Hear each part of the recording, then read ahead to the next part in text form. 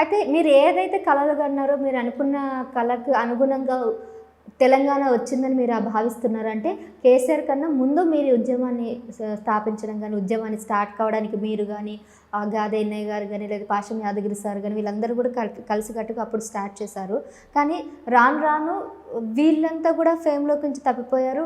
కేసీఆర్, కేటీఆర్ ఇంకా మధ్యలో వచ్చిన వాళ్ళంతా కూడా పదవులు ఆశించి కొద్దిగా హై పొజిషన్‌లో ఉన్నారు. అంటే మామూలుగా ఇవి స్థిరంగా ఉండవు రాజకీయ పార్టీలు. ఇప్పుడు ఒక గంగా ప్రవాహంలాగా, గోదావరి ప్రవాహంలాగా ఎప్పుడు కొత్త నీరు వస్తూనే ఉంటుంది. కొత్త నీరు వచ్చినప్పుడు కొంతమంది పక్కకు పోతూ ఉంటారు, కొంతమంది స్థిరంగా ఉంటారు. అయితే రాజకీయాలలో కూడా ఈ మార్పులు సహజం. కాబట్టి మాకేం బెంగ లేదు. మేము ఫౌండర్స్ము, మేమే ఎప్పటికి ఉండాలి, మాకే పదవులు ఉండాలి అవేం లేవు. ముందు కాలంలో వచ్చిన వాళ్ళంతా కూడా మాతో వచ్చిన వాళ్ళు ఎక్కువ పదవులు ఆశించకుండా తెలంగాణ కోసం వచ్చారు. మీరు ఏమో ఆశించారు, ఏమో ఆకాంక్షలు ఉండేది అనేది మీరు అడిగారు కదా. కేసీఆర్ గారు నన్ను అడిగారు 2000 సంవత్సరం సెప్టెంబర్లో మొదటిసారి ఆయనతో కలిశాను నేను. కలిసినప్పుడు నువ్వు వకీల్ పని వదిలిపెట్టుకొని ఎందుకు పిచ్చోన్లాగా తెలంగాణ కోసం ప్రయత్నం చేస్తున్నావు, ఎందుకోసం నువ్వు, నేను అదివరకు అడ్వకేట్ని 11 సంవత్సరాలు బాగా సక్సెస్ఫుల్ అడ్వకేట్ని. మీరు మన హైకోర్టులో చేశాను, జిల్లా కోర్టులలో చేశాను. మా నేటివ్ ప్లేస్ ములుగులో కూడా చేశాను. అయితే నేను ఏ కేసు ఓడిపోలేదు. నాది ఒక రికార్డు ఉంది. 11 సంవత్సరాలు నేను ప్రాక్టీస్ చేశాను. 800 క్రిమినల్ కేసెస్ ఫైట్ చేశాను. ఎప్పుడు నా కేసులో శిక్ష పడలేదు. అయితే సక్సెస్ఫుల్ అడ్వకేట్ కదా, నువ్వు ఎందుకు ఈ తెలంగాణ బాట పట్టినావు, ఎందుకు తెలంగాణ కోసం నువ్వు వచ్చినావు అని అడిగాడు. నువ్వేం ఎక్స్పెక్ట్ చేస్తున్నావు తెలంగాణలో అన్నాడు. అంటే రైతుల ఆత్మహత్యలు ఆగిపోవాలనేది మొదటి రీజన్ అని చెప్పాను. ఎందుకంటే ఒక్కొక్క జిల్లాలో 500 మంది చచ్చిపోతున్నారు. మొత్తం తెలంగాణలో అప్పటికే కొన్ని వేల మంది చనిపోయారు. ప్రతిరోజు 10 మంది తక్కువ కాకుండా ఆత్మహత్యలు చేసుకుంటున్నారు తెలంగాణలో. ఈ అన్నం పెట్టే రైతు ఎందుకు ఆత్మహత్య చేసుకోవాలి సార్? ఇక్కడ ప్రాజెక్టులు కడతలేరు. మన చేతిలో అధికారం ఉంటే మన చెరువులను కాపాడుకుంటాం, ప్రాజెక్టులు కట్టుకుంటాం. ఇక్కడ బోర్లన్నీ ఎండిపోతున్నాయి, బావులన్నీ ఎండిపోతున్నాయి. నాకు చిన్నప్పుడు నేను 7వ తరగతి చదివేటప్పుడు చెంబుతోని బావిలో నీళ్లు ముంచుకొని స్నానం చేసిన. నాకెందుకు తెలంగాణ కావాలంటే బావిలో చెంబుతో ముంచుకునే ఎత్తుకు నీళ్ళని తీసుకురావాలి. మళ్ళీ అటువంటి నీళ్లు మాకు రావాలి, ప్రాజెక్టులు కట్టాలి, రైతులు ఈ సంక్షోభం నుంచి బయటపడాలి, ఆత్మహత్యలు జరగకూడదు. ఇవి ఈ సంస్కరణల పేరుతో చంద్రబాబు నాయుడు ఆగం చేస్తున్నాడు. తెలంగాణ ఇప్పటికే ఆగమైపోయింది. ఈ వెనుకబడతనం అనేది మనకు లేదు. ఈ పాలకుల యొక్క వివక్ష వల్ల, ఆంధ్ర పక్షపాతం వల్ల మనకు ఈ పరిస్థితి వచ్చింది అని చెప్పి చాలా వివరంగా ఎక్స్ప్లెయిన్ చేసిన. ఆయన ఏమన్నాడంటే, ఈ బోర్లు బాయిలు ఎండిపోవడానికిను చంద్రబాబు నాయుడుకి ఏం సంబంధమే, తెలంగాణ అయితే బోర్లు బాయిలు ఎండిపోవా అన్నాడు. సార్ దీని వెనకాల పెద్ద కథ ఉన్నది. ఈ చెరువులన్నీ కూడా 50 ఏళ్ళ నుంచి పూడిగా తీస్తలేరు.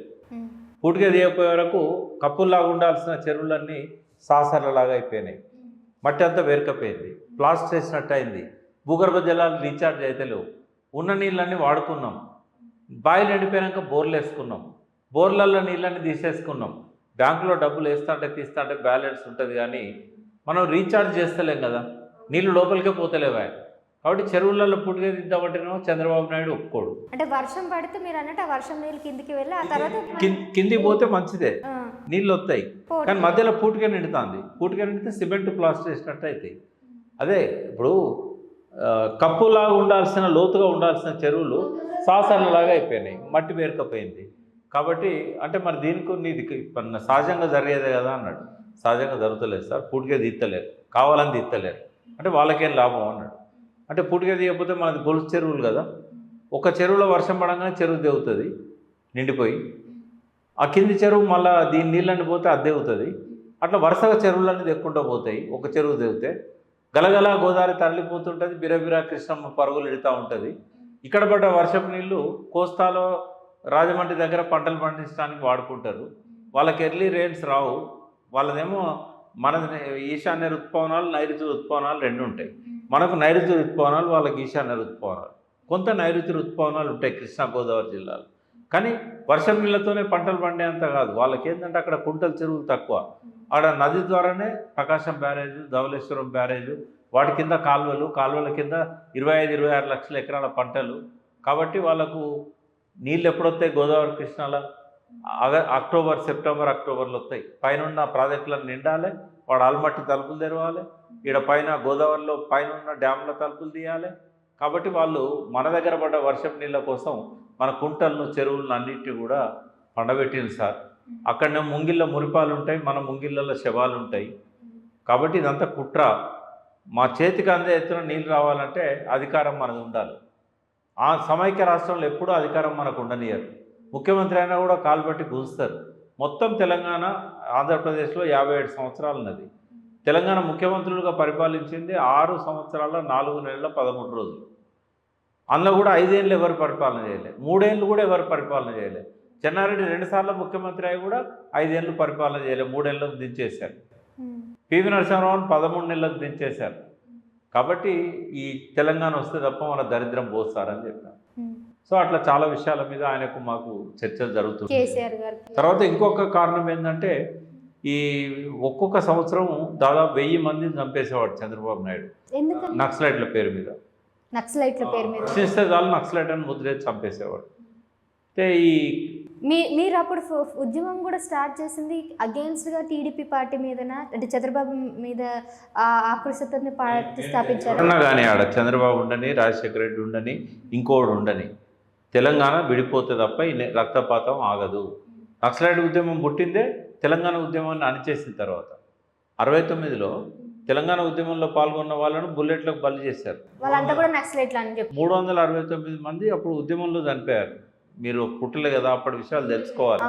369 మందిని తుపాకీ తూటాలకు బలి చేసింది ఇందిరాగాంధీ, బ్రహ్మానందరెడ్డి. తెలంగాణ అంటే చాలు బుల్లెట్ల వర్షం కురిపించి ఆ కోపంతో చాలామంది అడవి బాట బట్టి నక్సలైట్లు అయింది. మళ్ళీ అదే నక్సలైట్లు తెలంగాణ కావాలని పిలిపించారు. సో అట్లా ఈ నక్సలైట్ ఉద్యమం అనేది తెలంగాణ అణిచివేసినందుకు పుట్టింది అది. కాబట్టి రక్తపాతం లేని తెలంగాణ కావాలి, నెత్తురోల్కం తెలంగాణ కావాలి, కరెంటు కోతలు లేని తెలంగాణ కావాలి, సాగునీటికి నోచుకోవాల్సిన తెలంగాణ కావాలి, చేయి పెడితే నీళ్ళు అందే గ్రౌండ్ వాటర్ పెరగాలి. ఇవాళ చూడు, బిందెలు నెత్తి మీద పెట్టుకొని 8 కిలోమీటర్లు 10 కిలోమీటర్లు మంచిళ్ళ కోసం నడిచేవాళ్ళు మన తండాలలో ఉన్న అక్కలు. ఇప్పుడు కూడా ఇవాళ ఏమైందంటే నల్ల తిప్పితే నీళ్ళు వస్తున్నాయి. మళ్ళీ రేవంత్ రెడ్డి వచ్చినాక మళ్ళీ నల్లాలు బంద్ అయిపోయినాయి. కానీ కేసీఆర్ ఏం చేసాడు, ఇంటింటికి నల్లా ఇచ్చాడు. ₹1 నల్లా ఇచ్చాడు. కృష్ణా గోదావరి నీళ్లను మన ఇంటికి తీసుకొచ్చాడు మిషన్ భగీరథ ద్వారా. ఇవన్నీ ఆకాంక్షలు నెరవేరినట్టే కదా. ఎన్కౌంటర్లు తగ్గిపోయినాయి కదా. ఒక ఎన్కౌంటర్ జరిగింది కేసీఆర్ 9.5 ఏళ్ల పాలనలో. శృతి అని ఇంకొక అబ్బాయి వరంగల్లో చనిపోయారు. నెత్తురు ఓడని తెలంగాణ. అదేవిధంగా కరెంటు కోతలు లేని తెలంగాణ, సాగునీటికి నోచుకున్న తెలంగాణ, ఆత్మహత్యలు లేని తెలంగాణ. తగ్గినాయి చాలా వరకు ఆత్మహత్యలు. చాలా చేశారు కానీ చెప్పుకోలేకపోయారు టీఆర్ఎస్ వాళ్ళు. దానివల్ల కొంత ఓటమి చెందారు కానీ మంచి పాలన అందించారు కేసీఆర్ గారు.